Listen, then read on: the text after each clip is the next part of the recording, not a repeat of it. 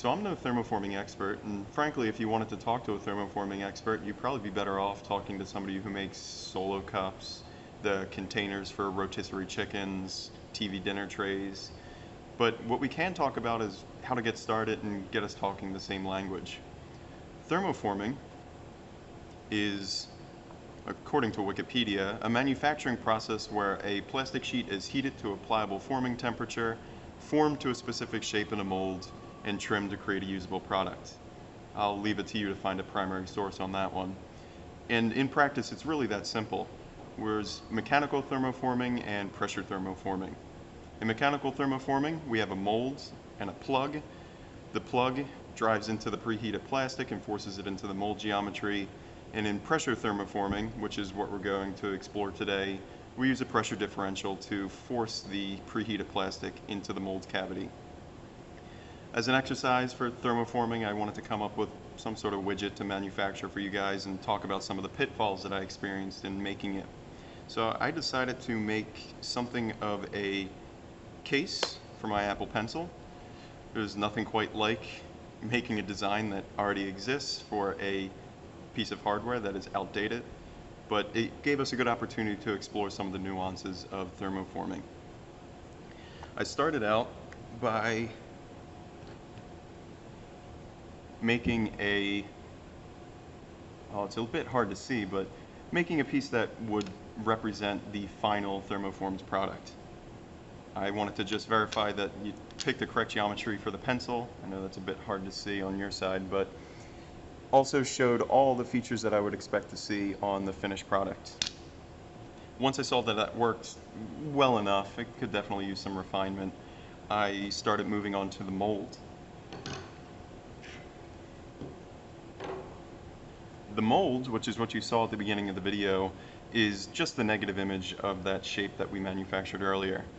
I wanted to try, in this case, a bit of a trick and avoid draft angles in the final piece.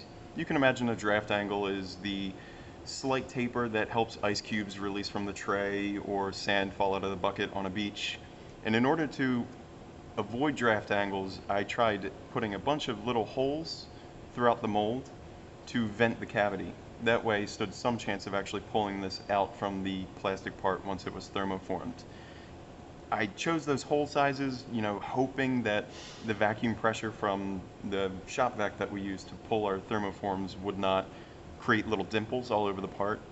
And in practice, that sort of worked. I got a little bit of dimpling depending on the thickness of the material.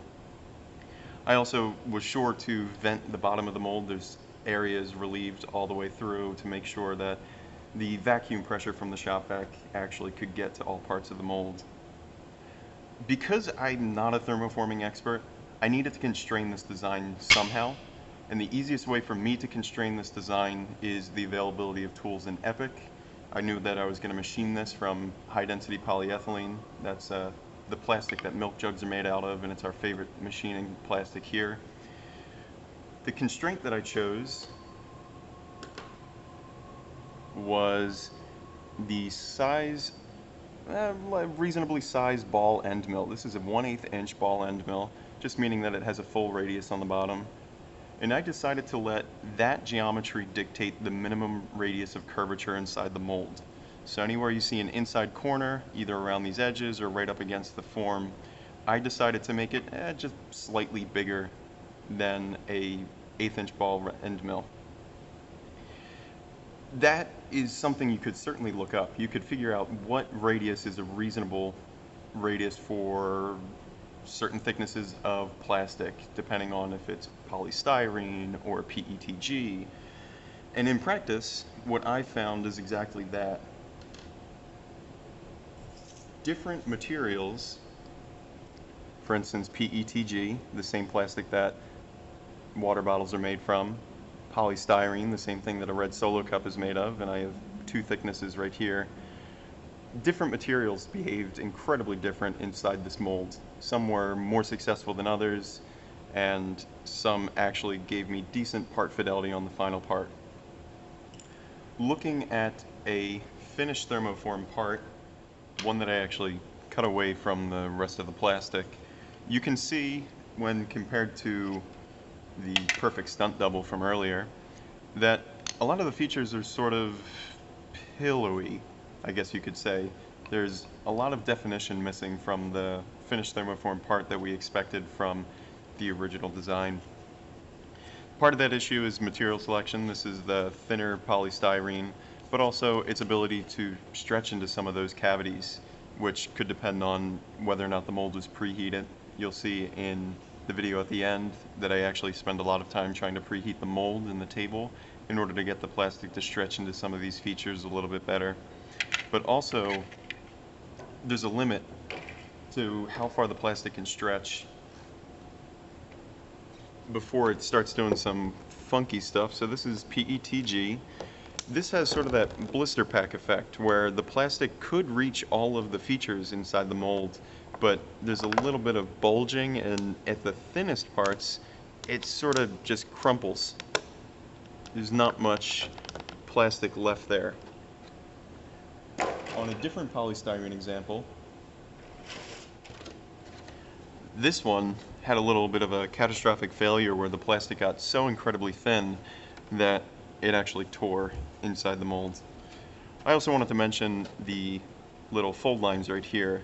I was hopeful that any of these folds where the plastic is sort of getting pushed together as it stretches in one area and then compresses in another would be outside of the mold. I got lucky, and that's the case. But just like everything else, that depended greatly on material selection. This is that thinner polystyrene, and notice there's actually no knit lines or creases along the outside edge, but of course the features on the inside of the mold itself are much less resolved. You can barely see some of the sharp corners in these edges. Another little word of caution, I decided to put my little finished part in a case. You finish the look and complete the project. If I can get it in there. I made the case lid and the case sort of body, I guess you could say, out of high density polyethylene. And just a word of warning, like a lot of manufactured engineering materials, they can carry internal stresses, and HDPE is no different. So this thin walled case and lid went totally banana on me after I pulled it out of the machine. Bob suggested that maybe I put this in an oven at 300 degrees for 20 minutes, and he said I'd either get a blob of plastic or a nice flat part. So that's a word of warning for internal stresses in some of your materials, and as always, we can help you minimize that in your designs if you communicate with us about your material selection for a given project. One more note on just the idea of necking versus crimping or folding. Necking is, of course, we expect the plastic to stretch slightly as it's being pulled into the mold by the vacuum pressure. So as it's put into tension, it'll pull to this thin little strand, and there's a certain minimum thinness that a certain plastic type can achieve before it just tears. And in the areas of compression, we don't actually expect it to bulge out. That just doesn't work for thin-walled parts. Instead, you're going to get a crimp, which is the fold lines that you saw on the outside of some of these molds. So in the video, at the end, you're going to see me sort of go by feel as I try to pull some mold or some successful thermoforms. I tap on the plastic a little bit below the heater to see whether or not it's at a reasonable temperature. That is definitely better done with a little handheld IR gun to measure the actual temperature of the plastic before pulling it. But knowing that I didn't have a good preheat on the mold or on the table, there's enough variables outside of my control that the best I could demonstrate for you guys was a bit of a trial case that we can accomplish in Epic. And of course, if you have thermoforming questions, you can feel free to ask us, and I definitely advise that you seek out expertise in the form of papers, documentation online, or calling up an expert. Like I said, speak to a red Solo Cup manufacturer, and I'm sure they have an incredible amount to tell about thermoforming.